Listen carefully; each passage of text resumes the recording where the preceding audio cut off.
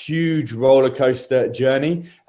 First things first, my wife and business partner kind of kicked the business off. So I've got to give her massive credit. Stephanie Murphy, I'm sure at some point you'll get to meet her as well. And at that point in time, we had just moved back from Sydney to the UK.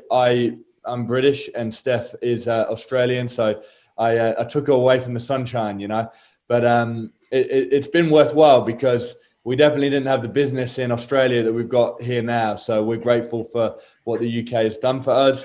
And essentially it's it started off a very normal, ordinary, run-of-the-mill story.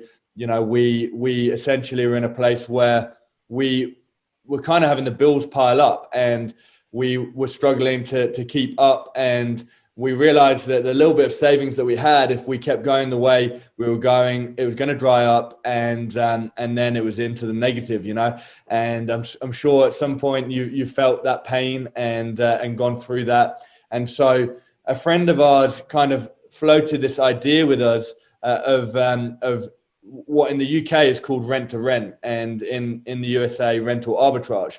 And so we were really interested in this concept because Stephanie's got a interior styling background and I've always loved property. We own property in Sydney. And so we were really drawn to this whole concept and the whole idea of being able to leverage a property that you don't own and monetize it. And so we just thought, look, we've got to give this a go. We've got to have a crack. So we decided that we were going to put the money that we had, £5,000 and £10,000 of that we took out from a loan, and we used this money to get started. We got 2 units, and these 2 units by month 2 were already cash flowing £500 each. What's up, everybody? My name's Mike Sjogren, here with my co-host Emmanuel Pani. We're part of a group of specialized real estate investors you've probably never heard of. We didn't start with deep pockets or wealthy families, and we don't rely on 401ks, mutual funds, or traditional real estate investing. In fact, many of us don't even own the properties that fund our freedom. If you ask the money experts out there, they'd say what we do is impossible, yet it's happening every single day. It's happening through a new niche called short-term rentals. We are Short-Term Rental Nation, and these are our secrets.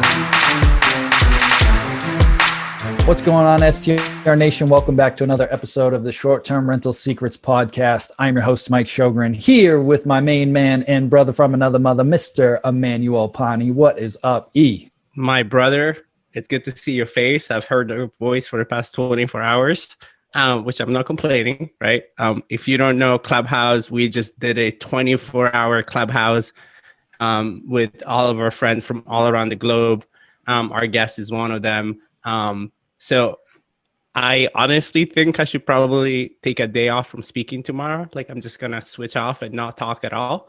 My ears hurt from headphones usage and everything else. But I have learned so much. And I'm just so humbled that just how much you're still out there to learn. Like, I am just amazed and so motivated by all the guests and all the speakers and moderators that we've had on. So really, yeah, man, I feel blessed to be part of this community, to be part of our Clubhouse family now. It's been great. Yeah, man, I'm loving it. Like, we'll bring James on here in a second, but he was one of the guys that we connected with a little while ago and just came in, added so much value, like crushing it at a high level, and just super excited to bring him on. So let me pull up his bio that he sent me over, and we'll get rolling here. All right. So James, he's been in the industry for about 2 years, and he just wanted to replace his income, but his growth has absolutely exploded. So right now he's got about 200 units live, with another 100 units coming online by the end of Q1 of 2021. And he is just absolutely exploding. And without further ado, man, I want to let you kind of tell this story of how you got rolling and just scaled the hell out of this thing really, really quickly. So James, welcome to the show, man.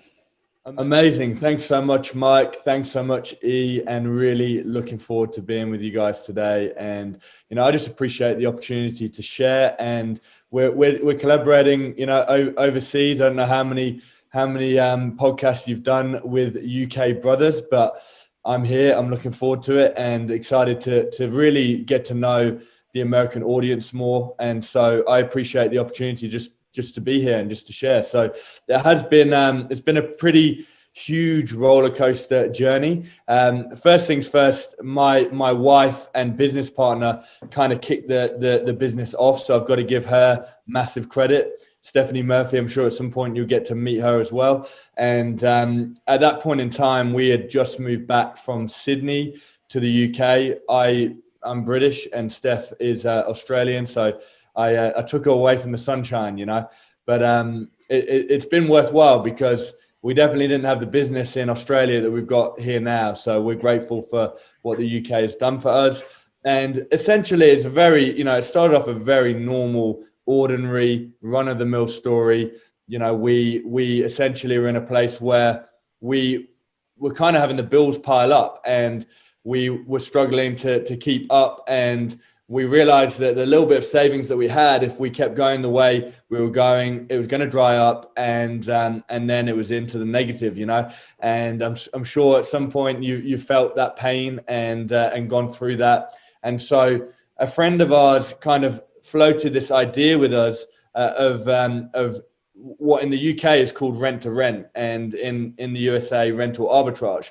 And so we were really interested in this concept because Stephanie's got a interior styling background and I've always loved property. We own property in Sydney. And so we were really drawn to this whole concept and the whole idea of being able to leverage a property that you don't own and monetize it. And so we just thought, look, we've got to give this a go. We've got to have a crack. So we decided that we were going to put the money that we had, £5,000 and £10,000 of that we took out from a loan, and we used this money to get started. We got 2 units, and these 2 units by month 2 were already cash flowing £500 each. And so early on, we had this proof of concept that this model worked, and it kind of got the excitement, the blood flowing. We're thinking, we can really take this somewhere. So the next chapter of the story is we essentially started a conversation with the owner of the block that these 2 units and apartments were in, and we started having a conversation around a lease option. I don't know if you have lease options in the USA, but we basically offered to agree price at today's market value to lease the properties for 5 years and the option to buy them along that journey. And somehow we managed to convince him to agree to this lease option. And so all of a sudden we went from having 2 properties to having this block of apartments. We weren't able to operate all of them immediately, but we started off with 6. And so these 6 units were now cash flowing like £3,000 or £4,000 a month. And so we're like, wow, okay, we're like almost earning as much from the property business in like 2 months than we are in our normal jobs. And so we were getting very excited, and we thought to ourselves, this is something that we can really take somewhere. So we basically, through that lease option, getting that in place, we realized we had a model here that was scalable because we'd grown immediately from 2 to potentially 11 units. So we started looking for these kind of opportunities where we could grow by a number at a time.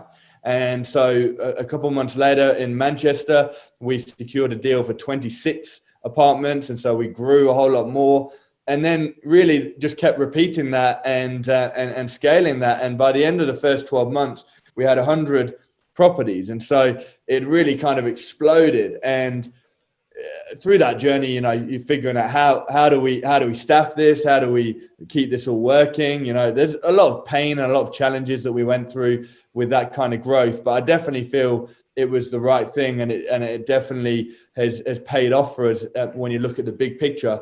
So then year 2, we got to year 2 and COVID hit, and it's really interesting because yes, initially we saw the impact of COVID heavily, and it's affected margins, but we were able to work with a team that was about 10 staff at that point in time, pivot the business, figure out ways to creatively keep the business moving forward. And we actually essentially doubled again in that second year, and created new models in what we do, took our cleaning in-house, started really building out the interior styling and design. And so we now really have a group of companies where there's multiple elements of the business that are bringing significant funds in. And, you know, in December, we hit 250K in revenue. That is revenue off, about half the portfolio is managed and half is operated directly. And so, that's just counting management fees on the managed side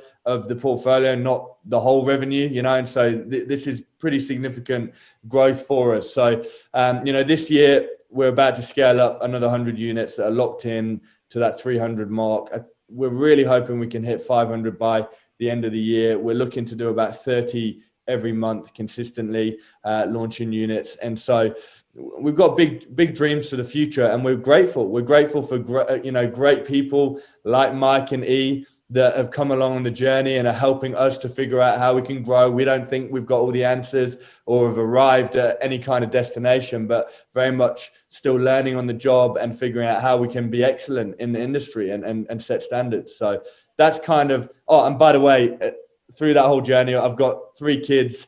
August last year, we had our 3rd child, and so throw the family in the mix as well. So it's been a pretty fun journey. Yeah, wow. Damn, man. That's amazing. They gave me goosebumps. That whole story gave me goosebumps. I'm like, oh man, that's so good. So to understand, so of the unit that you have now, the ones that you own, the ones that you run of your own stuff, those are all lease options, or some of them lease options and rent to rent? Yeah, so a mix of like, I think in America it's like master leases where we've gone direct to developer and got all the permissions. In the UK it's called head leases. So we've got all the right permissions, and as a result of that we can take floors or whole blocks via developers. And that's really like where the growth comes from now, is we've got several developer partnerships that work with us exclusively. And so we're able to launch like to our specification, high-end units in great strategic locations around the UK. So yeah, that's kind of the model that we're working with. So is it about did you say it was like half and half? Half are kind of the rev share management and half are the rental arbitrage? Yeah. So the way that we kind of transition the model, especially in the last few months, is we create a model where people that are wanting to get into the service accommodation industry, particularly with a turnkey setup where they can have hands-off investment, we basically allow them to sort of buy into our projects as an investor, and then we manage it for them and they get the returns on that investment. And so that's kind of like a big part of our business now. And so, if anyone in America would like to, to get a UK, you want to say that you're global and get a UK based investment, you can definitely have that conversation. But, it really works because one of the challenges, as we know, in the short-term rental industry is it's competitive.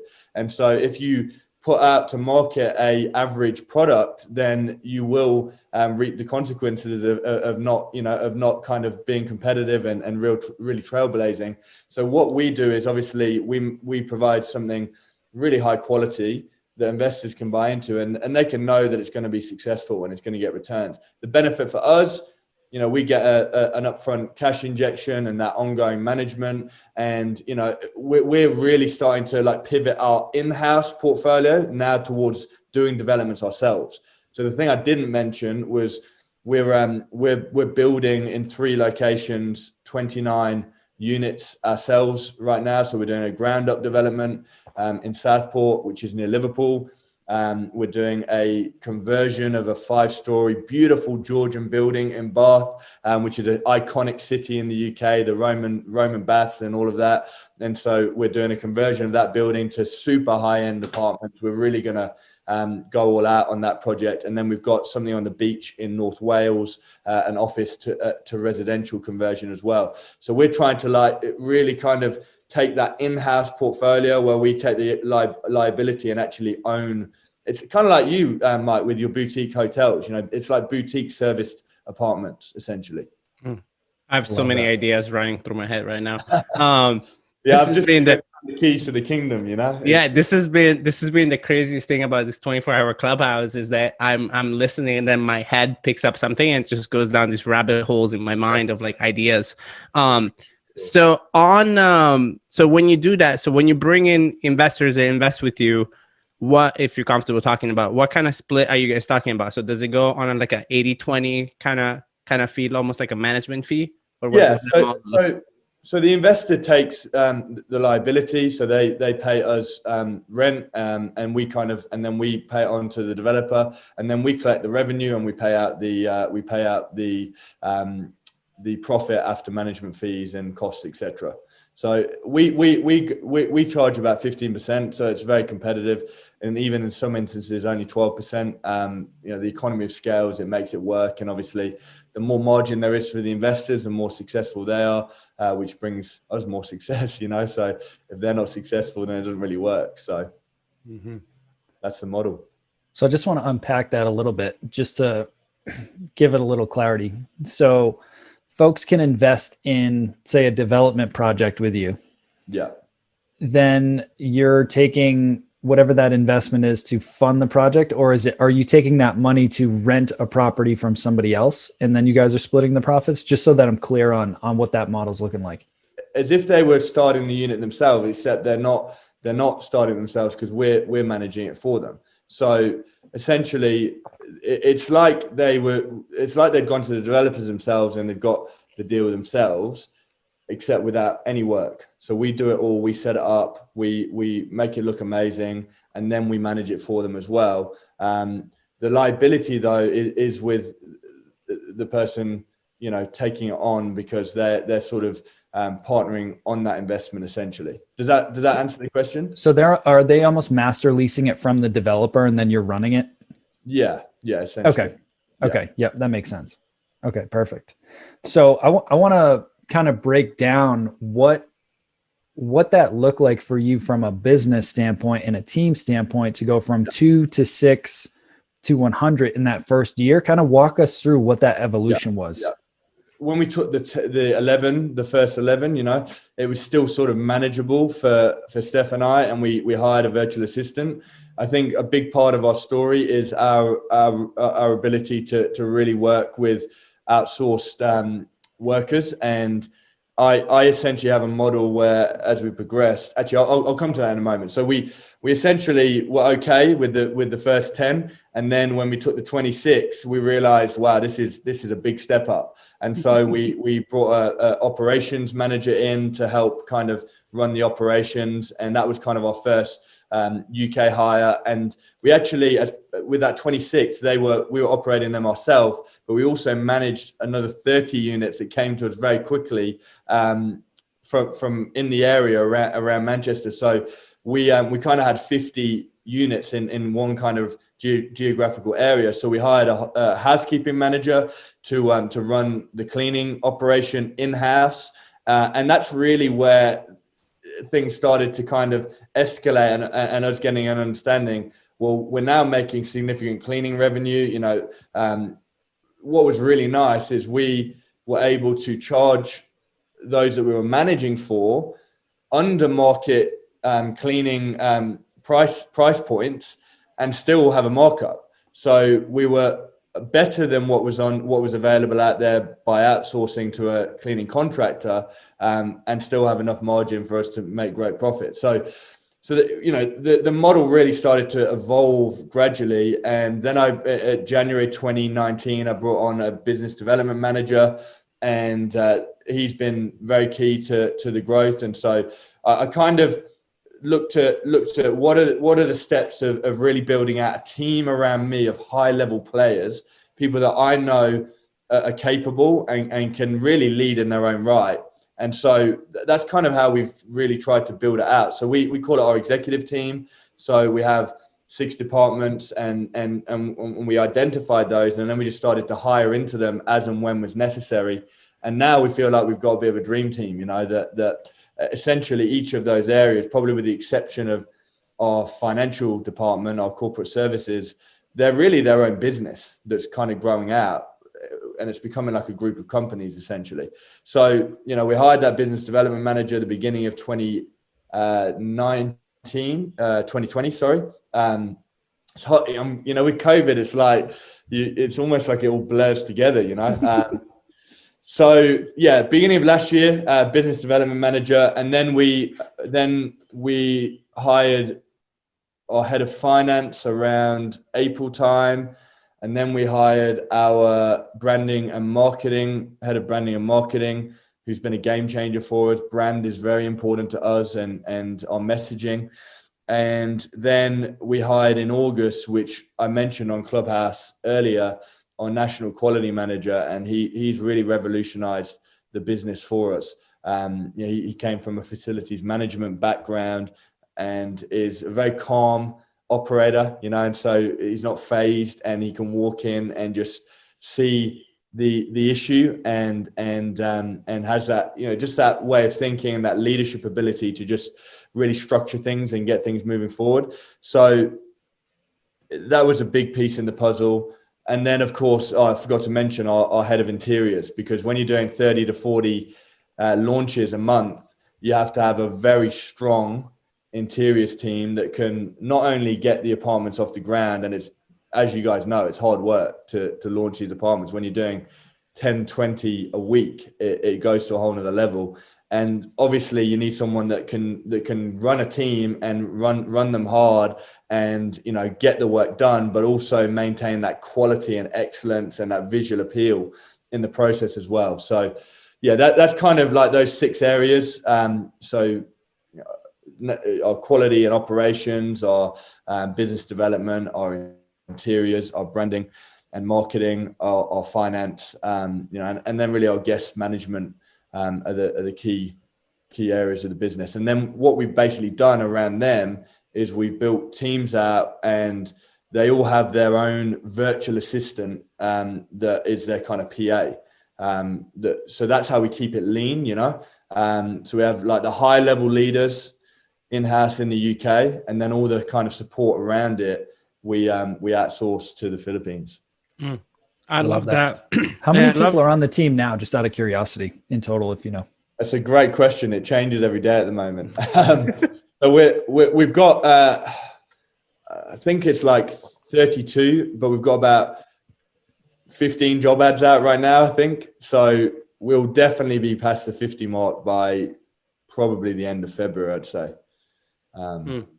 So yeah. Do you hire in-house to do the build outs, or are you contracting that out when you're building the units, like furnishing the units? I mean, so somebody's designing them and then coordinating that. Yeah. Yeah. So that head of interiors role. So we've just, because we're really going to the next level this year with like 30, 40 a month, we've got a head of interiors, and then she was building like a team of contractors, but now we've hired a stylist under her and a junior stylist. And then we're going to raise them up to kind of build their own teams. And so we'll hopefully be able to run 3 projects at any given one time in 3 different locations, and still have that kind of team of contractors that work project to project alongside our in-house team. Yeah. I love a lot of what you're saying. And to me, one of the main things that you're kind of bringing up for me is why you want to grow and scale a business to achieve economy of scale, right? To me, that's one of the main advantages that I've seen in your growth. It's really that every time you get to a next level of economy of scale, your business can really, really grow. So on that, what I've been really curious about, knowing how many units you have coming live on a pure logistics, right?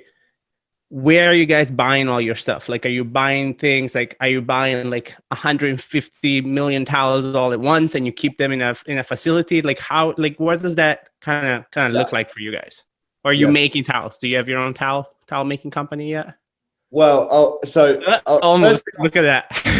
First thing I want to say is, when it comes to scale, I'm very passionate about this. And it's actually interesting because there was a comment made on the Clubhouse last night about, you know, not scaling essentially and keeping it smaller. And for me, I love the scale because I believe the scale is where there's real freedom, because when you raise up leaders around you, obviously it's got to come down to having the right people, you know, that's fundamental. But if you get the right people around you, that's the thing that can elevate you to be able to either step back or to lean in further, to create new avenues in the business, to dream bigger, you know. So I think it's the very thing that gives you the possibility and the opportunity and the options, you know. So for me, I'm really passionate. You know, my program is actually called Property Scale Up Accelerator, like my coaching and everything that I do from that point of view, because this is really like my thing now, you know. So anyway, economy of scales, coming back to the question, that is very powerful, you know, in terms of scale up. And we've got to the point now where like our linen costs per unit, you know, can be as low as like £25 a month, you know, which is probably, I don't know, 30 something dollars, you know, and that can be up to like 10 to 15 changeovers, you know. So it's an unbelievable, you know, reduction down of those costs. And so we're doing a number of things. We've just secured a warehouse. We've got our head office here, which is like two floors, and the team, when we're not working remotely, are here. And then we've just got this warehouse, and the plan is to start looking at partnerships globally where we're going to start with soft furnishings and kitchen packs and those sorts of things, and start to build out that product where other operators, other STR, service accommodation operators can get a hold of these packages that are ready to go. They're high standard, they're high quality, and you know, it's just easy. It's just easy, right? When you can buy a kitchen pack and it's all there, rather than having to go, you know, IKEA is a big thing in the UK, and people go to IKEA and then you forget this item, you forget that item, you got to go back out to IKEA, and you know, so when it's organized like that. So we've got big plans for, you know, we've not decided yet whether we're going to take the furniture, the big ticket items in-house. We're starting the process of investigating that and seeing whether that's viable. But we're definitely looking at like all the soft furnishings and the things that kind of put the cherry on top with the unit launch, essentially. Yeah, like I just know for us, right, like we've got an in-house interior designer and we typically contract out the build out, but like we're helping a student right now do a 22 unit hotel in Florida, right? And just the logistics of getting everything delivered timely, especially with COVID, where all the production delays, it's been a nightmare. Yeah. So I can only imagine, you know, when you're doing 30 units a month or whatever, right? Like, I'm assuming you've got good partnerships with vendors that have the logistics in place, because the logistics has just been a nightmare, at least in the US for us. Yeah. This is part of like our what we're going through right now in terms of the next phase of this scale up and the hiring of the team alongside the head of interiors. And so we have some great partnerships. I don't feel like we've arrived at our perfect partnerships yet. You know, we're still, I think, working on the ultimate model, essentially, and really rolling this out and it being super smooth and refined and like a smoothly oiled machine, you know. But I think, you know, to answer your question, we basically try and plan like 6 to 8 weeks ahead of time and so our pipeline is full up till really May now in terms of our projects. So we're trying to get even further ahead. So that's why I like working with developers, because you can go, okay, that project's finishing in June, that one's finishing in October, and you can try and schedule that in, and then you can really plan ahead. And it's not like you're like a deal comes across the table and you go, oh, I've got to figure out how to, if this is a right now thing, I've got to do this right now. I've got to pull the trigger and then figure out how to make this happen. So we're really trying to get organized, planned ahead of time, and that pipeline of kind of production is there, you know. COVID doesn't help, of course, you know. It does make life difficult. It's not always perfect. Things go wrong, you know. It's one of the frustrations that we find is we can do everything right on our end, and then the developer changes the goalposts or the supplier changes the goalposts, and it can throw everything out of whack, you know. So that is probably one of the major challenges with our setup. Yeah, of course. Yeah. And what do the systems look like for you now? Because I'm assuming that's evolved for you too, right? Between the different PMSs and the technology and all that stuff to help you create all those automations too. Obviously there's different departments and it looks different, depending on the area, but starting like with guest booking, etc. We're currently using Zevu, which is a great provider. What we have really enjoyed about Zevu, it's a nice little plug for Naeem, who's the owner of Zevu. We've really enjoyed the direct booking side of it and the control. Essentially, a guest can't book without us taking them through the full. They can't get access without us taking them through our full verification process. I heard that you were with Guesty, and I was with Guesty before. And one of the lots of things I love about Guesty. One of the challenges we faced was people booking in the 11th hour. It may have been updated by now because I know they're innovating all the time. And then maybe there'll be a party or something similar.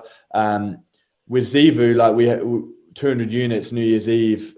There has been a culture in service accommodation in the UK since COVID has kicked in, because clubs and all the rest of it aren't open, that people have targeted short-term rentals and service accommodation to have parties and that kind of thing. And so we've really worked on all of this systemization to protect our units and protect our investors' assets and all the rest of it. And so we had New Year's Eve and we didn't have a single problem, didn't get a single phone call. And, that's because of some of these protocols that we have in place. We're innovating some things in the UK. Have you heard of Fresh Air? No, I haven't. Okay. So again, another plug for a provider. Fresh Air doesn't exist in the UK yet, but we're bringing it to the UK. We're finalising things. Maybe I'm talking a little bit prematurely, but Fresh Air essentially allows you plug it in, you hardwire it into the apartment, and if anyone smokes nicotine or cannabis. I have heard of this. Yes. Yeah. It gives wireless scientific evidence that they have smoked either nicotine or cannabis. Oh my goodness. Even if they prove all evidence and try and say we didn't do it, you can send that to Airbnb and say, here's the scientific evidence that will hold up in court, by the way, that they were smoking in the unit. We need to charge the security deposit, et cetera, et cetera. So these are the sort of things that we're implementing, like minute noise alarms, all that kind of thing. I'm sure you're familiar with that. We have our security guards on linked to with our VAs, so that if there's any triggers in terms of concerns about parties or breaches of terms and conditions, they get immediately notified, brought out, and then essentially if someone has broken the rules, they can't leave reviews, because we then can evidence to be VRBO, Booking.com, Airbnb, that they broke our terms and conditions. And so we've got some pretty robust patterns and systems in place. Is it 100%? We're working on it. We're almost there. But that's in terms of guest management. What are the systems? Obviously, we've taken our cleaning in-house, so we the majority of our cleaning is done, apart from our new launch areas, in-house. And so there's a lot that we've done from that point of view, branding our cleaners, giving them ownership. They have their own handbook. We really train them as much as we can, and equip them, make them feel a part of things, team meetings, etc. And then one of the things actually I learned earlier is we're not on. Is it Get Properly? Was mentioned, I think, earlier. We were using Turnover B&B, but very similar to Properly. Yeah. There we go. So we've been sort of investigating all that kind of thing at the moment, and about to pull the trigger on that. So some areas we feel like we're there, some areas we feel like we're still refining and innovating. I'd say one of the areas that we've really taken the systemization and automation to the nth degree would be in converting bookings and pricing. So obviously you've heard of Price Labs or Beyond. There's a few different tools. We use Price Labs. I didn't feel like it was giving me as much control as I wanted. And so we hired a virtual assistant that is like a revenue pricing specialist.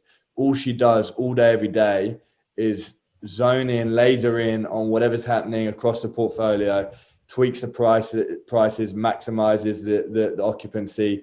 And that is, she pays her salary over and over and over and over. Pricing can be so sensitive. With this method, we've literally had it where it'll be like 87 pounds. We've got 4 apartments empty. 86 pounds, 4 apartments empty. 85 pounds, 4 apartments empty. 84 pounds, within 1 hour, everything gets booked. So when you really kind of zone in on that pricing and you've got someone on top of Price Labs really working those angles, we found great success with that. And then the OTAs wouldn't want to hear this, but we worked pretty hard on converting the bookings over as well.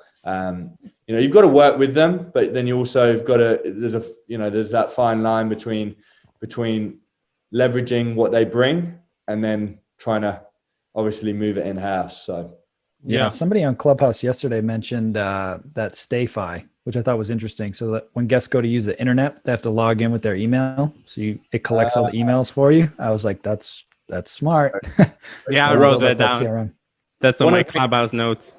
Yeah, one of the things Zevu does, which makes it so great, is it basically the guest, once they book, they then get sent an email and they have to kind of confirm their booking. And so you capture all of those details. That's why it's kind of phrased the direct booking revolution. So we have like thousands and thousands of guest emails that we can retarget and reconnect with. So, but there's some great stuff out there from that point of view. And it's just going to keep evolving. There's always new tools. And I feel like every year I'm like reworking and tinkering all my systems because there's always new tech and always new ways to optimize things. And especially when you're at massive scale, those little tweaks create 6-figure bumps, right? Yes. Like it just it amplifies everything. Yeah.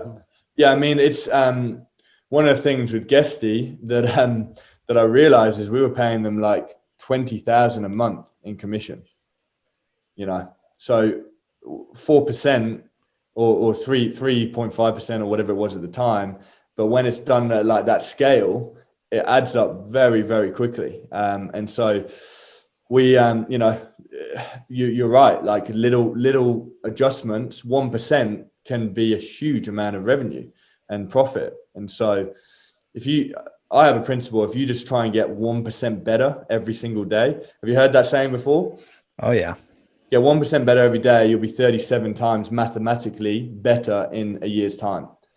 And so that's kind of, we apply that to the business. I always say to the team, we're not trying to do it all at once. We're just trying to day by day, add little tweaks, little changes, get a little bit better, improve. That's such a great advice also to the people listening, right? Like if you're listening and you hear how quickly James has grown, you might think that he approached everything at once, but he just told you it's just about getting 1% better. So it's really a matter of like taking that 1% of action every day to kind of move a little bit forward. So James, so I would love to bring you back to, and I think that's going to be valuable for the people listening is, let's say that, and this was a Clubhouse question yesterday, right? Let's say that you had to restart this all over again, right? And you and your wife just moved back from Australia. Knowing what you learn now, what would you tell somebody? Like what would you do?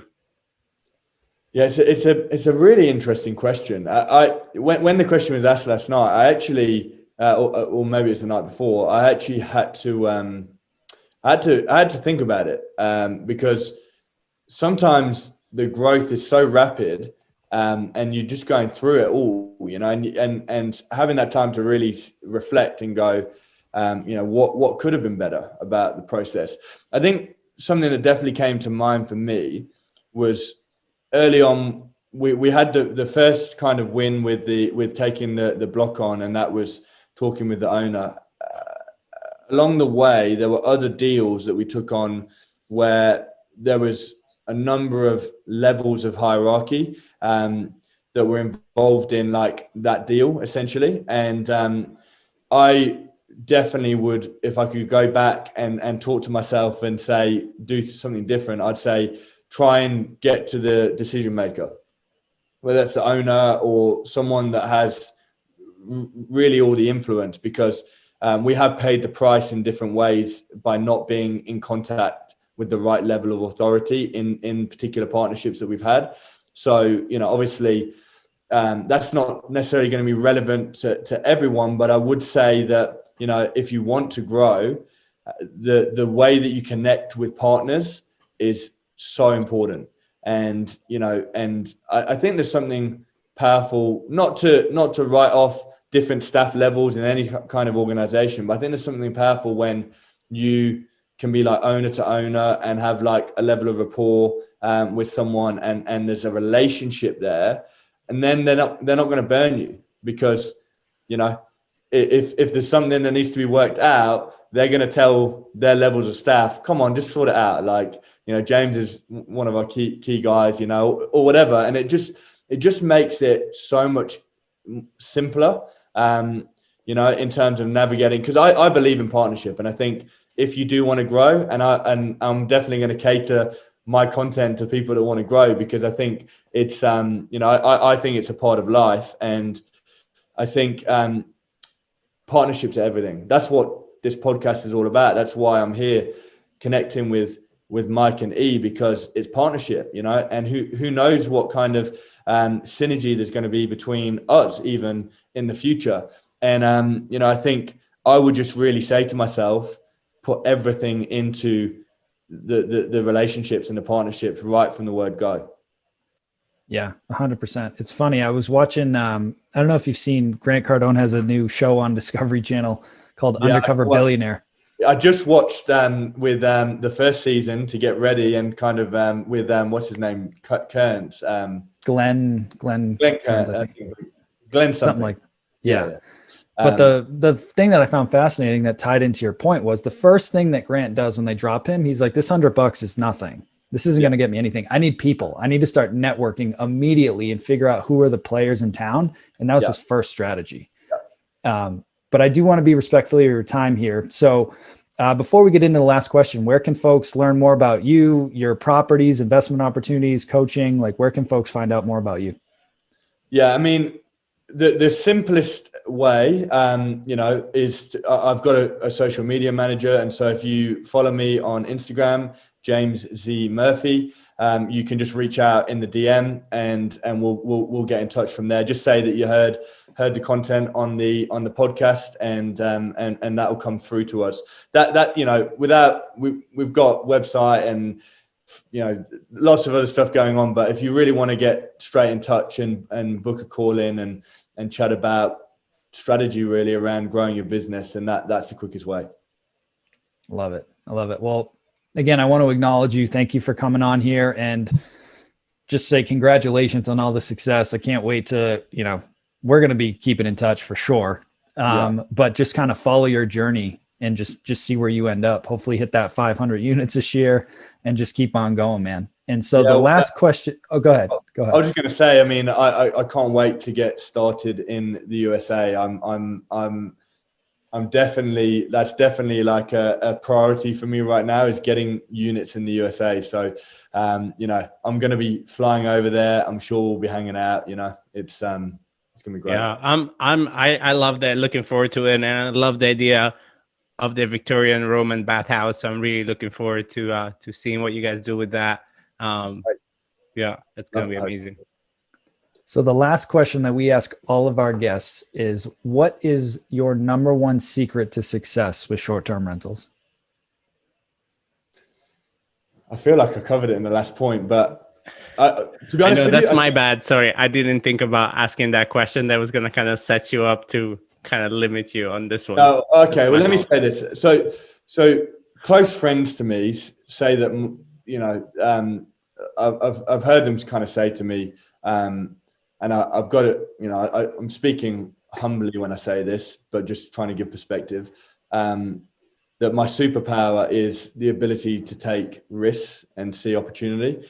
And I think, you know, if you're going to go somewhere, you've got to be on the risk scale. You've got to be more towards the end of the spectrum where you're willing to take some risks. And I feel like pretty much the vast majority of our growth and opportunity has come because we've either taken risks on people and seen gold in people, or we've seen gold in an opportunity. We've seen gold in a partnership, and we've taken a risk on that, stepped into something that sometimes, you know, was way bigger than where we were at, and you could shy away in fear. But for me, you know, being able to step out and I guess, you know, in some ways put it on the line. They always say that every millionaire goes broke once, so that we can't let fear of bankruptcy be a limitation, because, you know, it could be the very thing that sets you up for your future. So I just think step out of the boat, you know, have a go, take a risk. And it's not particularly relevant to STR in some ways, but it very much is, you know, because I think this is an incredible industry to be in. And if you can take that risk and you can step foot into it, and you can give it a go, get the right support around you, and the rest can be history. All your dreams can be realized. So good. That was so good. I guess putting you against the ropes was actually good, because that was great. Yeah. Well, thank you again for coming on here, James. Truly, truly appreciate you being here, man. And looking forward to staying in touch and seeing all your success. It's great. Thank you so much. Looking forward to it. Appreciate, you know, I'm very privileged to have been here with you both, and consider it a real honor. So thanks once again. Absolutely. Thank you. Hey, STR Nation, if you enjoyed this episode, please make sure to hit that subscribe button and leave us a review. And in the comments, let us know what topics you want us to cover on upcoming episodes, and we'll make sure to get that in the books for you. And if you really want to learn how to launch, automate, and scale your short-term rental business, if you want to go deeper, then check out our free masterclass at strsecrets.com.